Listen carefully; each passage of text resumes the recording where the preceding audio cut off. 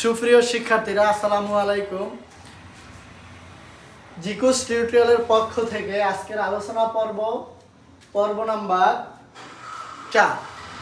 তো আমাদের ইতিপূর্বে আলোচনা হচ্ছে ত্রিকোণমিতিক পর্ব নাম্বার 1-এর সূত্র। তো আমি শুরুতেই বলছিলাম ত্রিকোণমিতিক সূত্র যত বেশি পারবো আমরা অঙ্ক তত বেশি সমাধান করতে পারবো। তো ইতিপূর্বে আমরা পর্ব 1, পর্ব 2, পর্ব 3 এগুলাতে আমরা সূত্র এবং ম্যাথও আমরা আলোচনা করছি। তো আমরা আজকে পর্ব নাম্বার 4-এ আলোচনা করব, অর্থাৎ 9.1-এর সবচেয়ে বড় একটা ম্যাথ।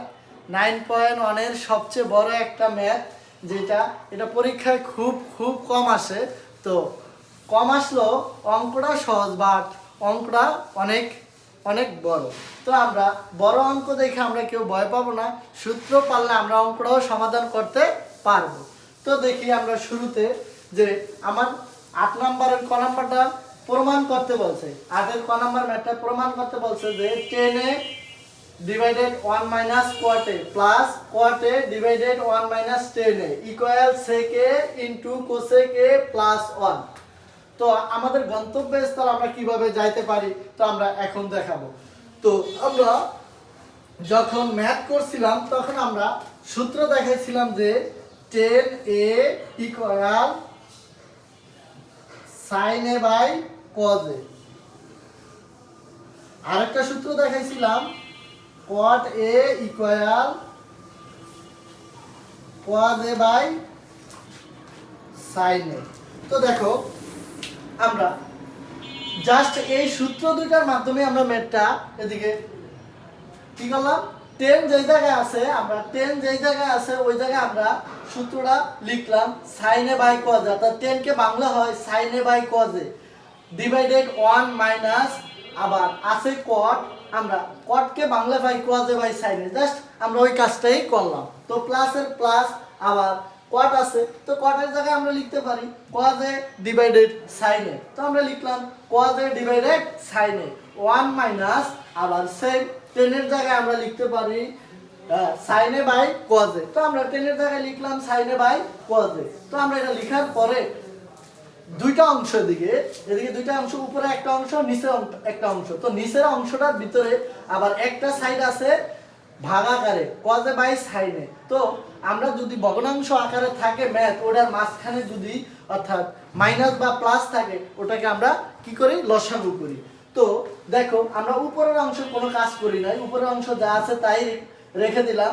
তো নিচের পার্টটার কি কাজ করলাম, এই 1 এর নিচে কিছু নাই মানে 1 আছে, 1 এর নিচে কিছু নাই মানে 1 আছে। তো 1 এর আর sin এর লসাগু করলে হয় sin a।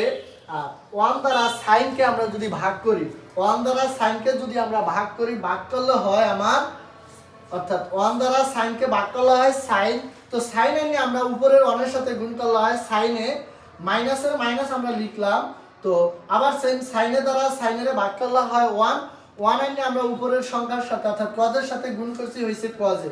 প্লাসের প্লাস সেম উপরের অংশ যা আছে তা রেখে দিলাম, এটার নিচে কিছু নাই মানে আমরা 1 ধরতে পারি। তো লিখলাম 1 আর cos এর লসাগু cos a সেম।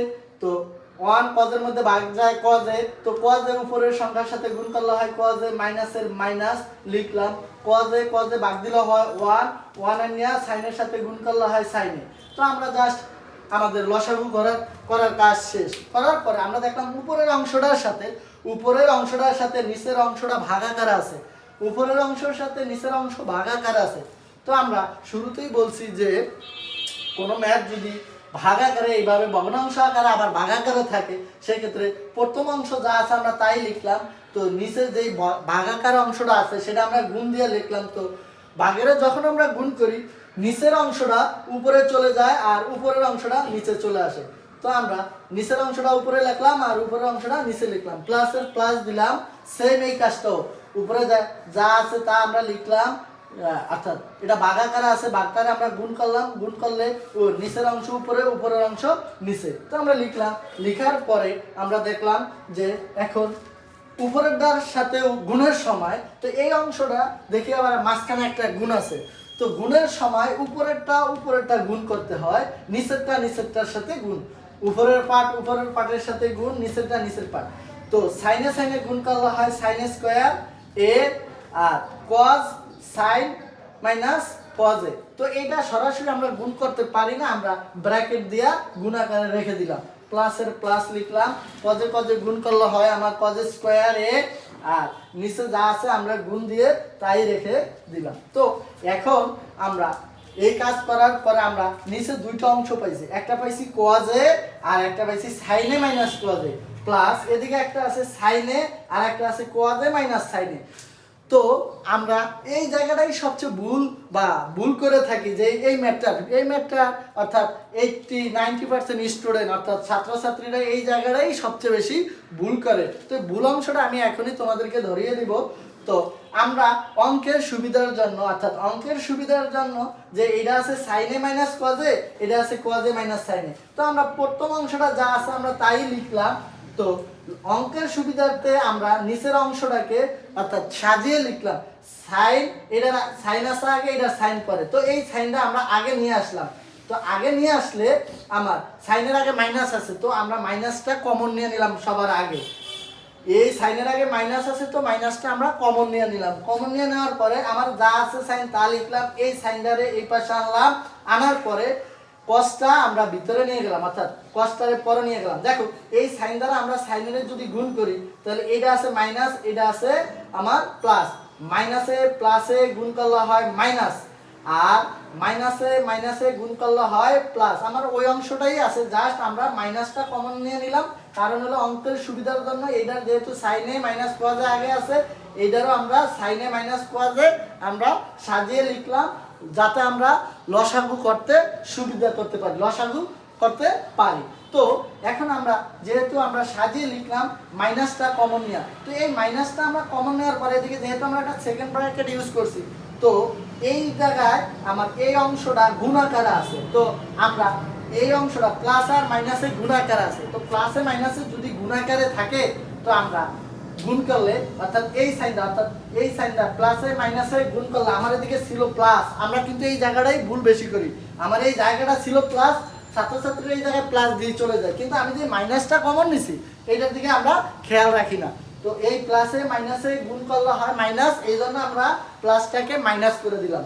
তো আমার এই অংশটা যা আছে আমরা তাই লিখলাম, জাস্ট আমরা পরিবর্তন করলাম যে প্লাস মাইনাস আছে, প্লাস মাইনাসে গুণাকার আছে, গুণ করলে হয় মাইনাস, পরে দ্বিতীয় অংশ যা আছে আমরা তাই লিখে দিলাম।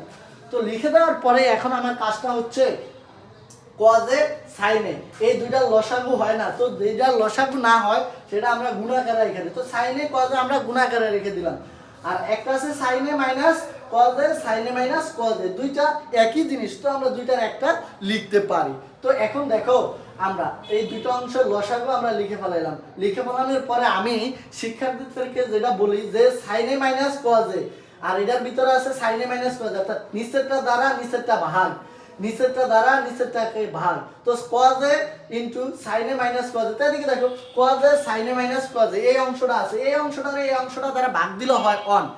তো আমি শিক্ষার্থীদের বোঝার সুবিধাতে আমি বলি তোমরা মনে মনে এই পার্টটাকে বাদ দিয়ে দিবা, যে cos এ মাইনাস sin এ এটা এই জায়গায় আছে, এই জায়গায় আছে, তাহলে এটা মনে মনে বাদ, তো থাকে আমার sin, তো সাইনটা উপরের অংশের সাথে, তো উপরের অংশ যাই থাকুক না কেন তার সাথে গুণ করব, তো উপরে আছে sin স্কয়ারে, নিচে আমরা ভাগ করে পাইছি sin এ, তো sin এ আর sin স্কয়ারে গুণ করলে হয় sin two the power 3a অর্থাৎ sin কিউব a, মাইনাসের মাইনাস সেম আমার একই কথা, এদিকে আছে sin এ ইনটু sin এ মাইনাস cos এ, তো এটার ভিতরে তো sin এ ইনটু sin এ মাইনাস cos এ, আমি বলছি যে এইটা দ্বারা এইটাকে বাদ দিলে হয় 1। তো আমি শিক্ষার্থীদের এত কথা না পেছিয়ে বলি যে এই অংশটার মতো নিচে যে অংশটা আছে এটা আমরা মনে মনে বাদ দিয়ে যে অংশটা নিচে থাকবে ওই অংশটার সাথে উপরের অংশের সাথে আমরা কি করব গুণ করে দিব। তো নিচের অংশ আমরা ভাগ করে পাইছি cos এ, তো এই একটা cos এ আর উপরে দুইটা cos এ গুণ করলে হয় cos টু দি পাওয়ার 3 অর্থাৎ cos কিউব a, তো আমরা এটা ভাগ করে এই অংশটা পেলাম। তো আমরা যখন বীজগণিত অঙ্ক করছিলাম তখন আমরা একটা সূত্র দেখছিলাম, অর্থাৎ সূত্রটা দেখছিলাম যে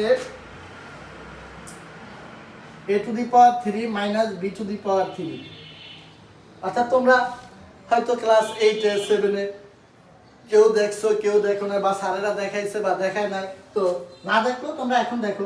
আমরা a to the power 3 minus b to the power 3 এর একটা সূত্র লিখতে পারি, a minus b into a square plus A B plus B square.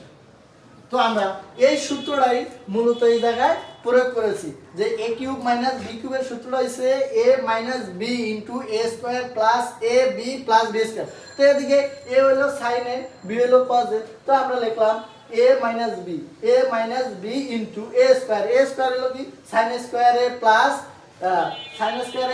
Plus A B হলো কি সাইনে কজে, তো আমরা লিখলাম সাইনে কজে, তো আবার লিখলাম প্লাসের প্লাস বি স্কোয়ার কে কজ, তাহলে কজ স্কোয়ারে। তো আমরা লিখার পরে নিচের এদিকে এই অংশটা আর এই অংশটা সমান হয়ে গেল, এই অংশ আর এই অংশ সমান হয়ে গেল, তো এই অংশটা আর এই অংশটারে কাটাকাটি করলে হয় আমার 1, তো 1 আমরা লিখে দিলাম।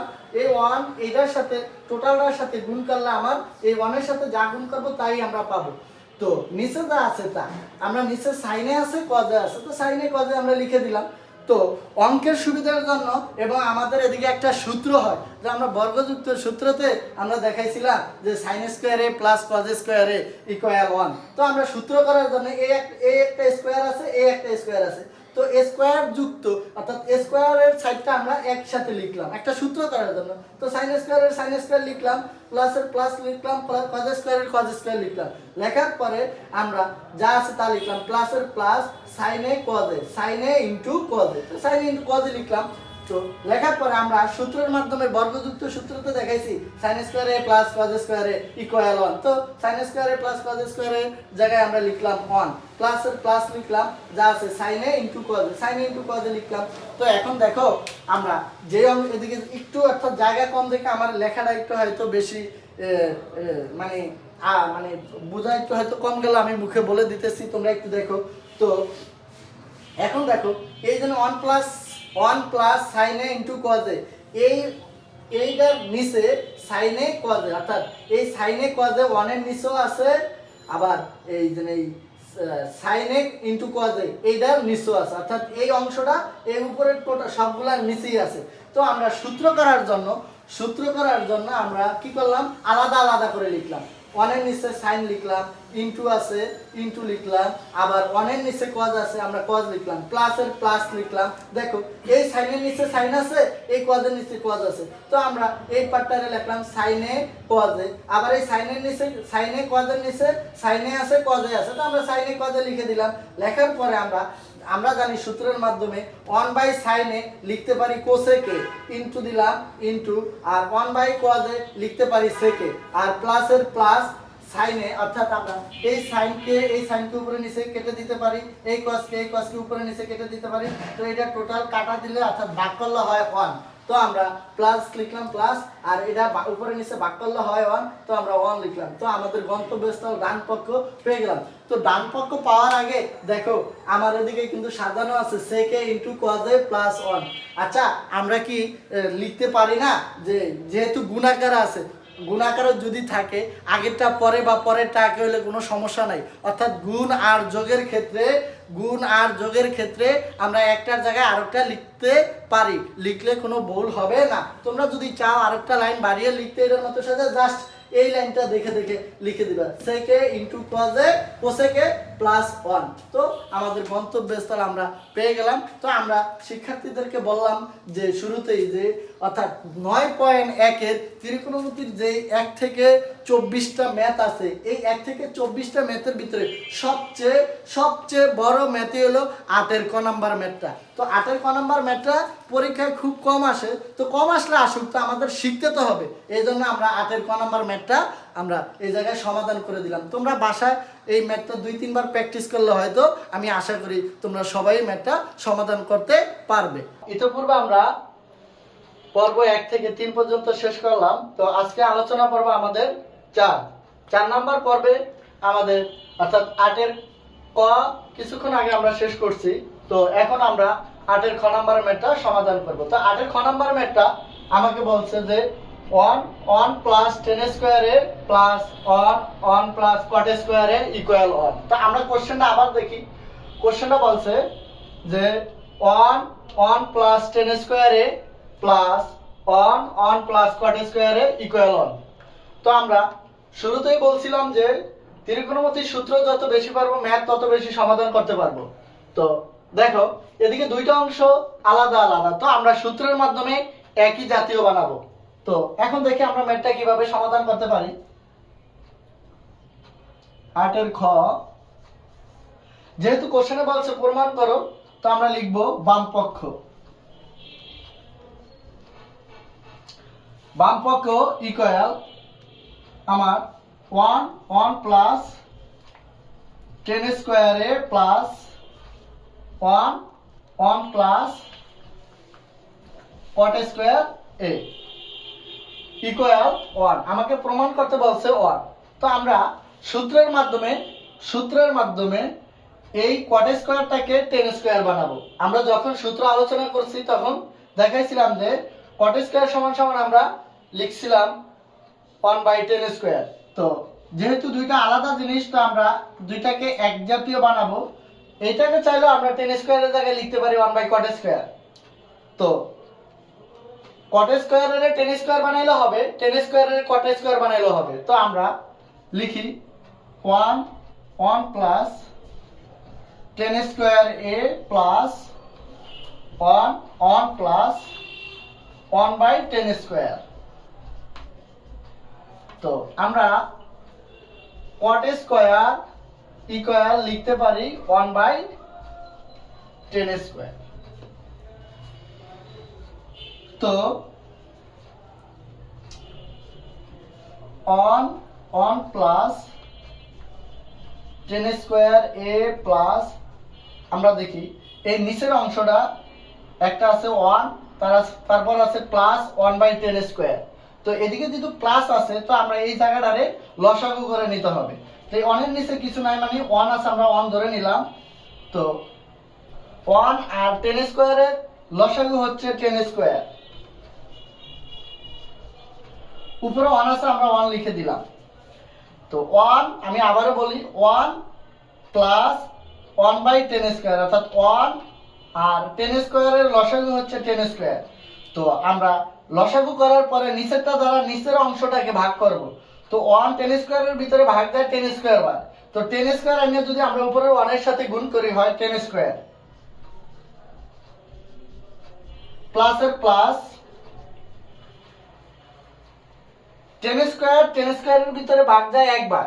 আমরা 10 স্কয়ারকে 10 স্কয়ারের ভিতরে ভাগ দিলে হয় 1 1 এনে আমরা 1 এর সাথে অর্থাৎ উপরের অংশের সাথে গুণ করলে হয় 1। তো আমাদের লসাগু করা শেষ। এখন আমরা এই অংশটার কাজ একটু পরে করব, যা আছে আমরা তা লিখে দিব। 10 স্কয়ার a প্লাস 1 এই অংশটার সাথে অর্থাৎ 1 এর সাথে এই অংশটা ভাগাকার আছে, 1 এর সাথে এই অংশটা ভাগাকার আছে। তো আমরা উপরের অংশ যা আছে তা লিখব। যেহেতু ভাগটাকে আমরা গুণ দিছি, তো নিচের অংশটা উপরে লিখব, উপরের অংশটা আমরা নিচে লিখব।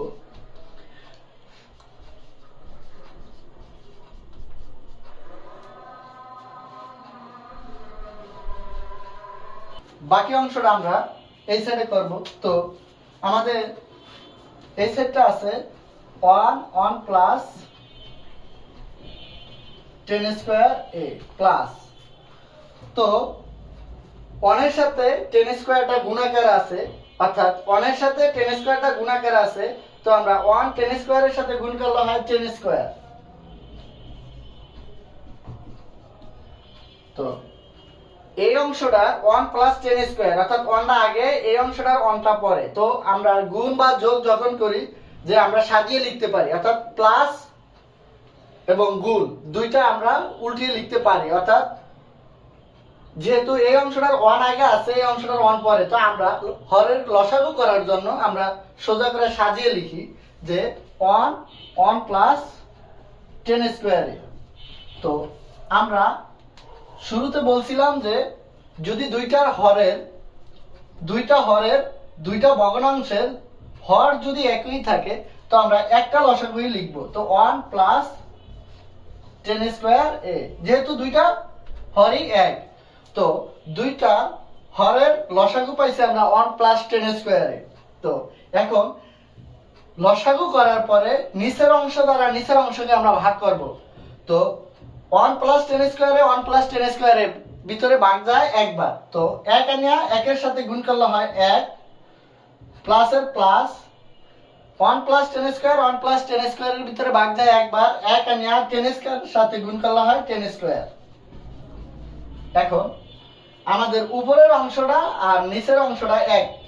তো উপরে নিচে ভাগ করলে বা কাটাকাটি করলে হয় 1। তো আমার প্রমাণ করতেও বলছে 1, আমাদের গন্তব্যস্থল পেয়ে গেলাম 1। তো আমরা এখন লিখতে পারি ডান পক্ষ, যেহেতু আমরা বাম পক্ষ দিয়ে শুরু করছি এবং বাম পক্ষ দিয়ে শুরু করে আমরা ডান পক্ষ পাইলাম, তো আমরা এখন লিখতে পারি ডান পক্ষ।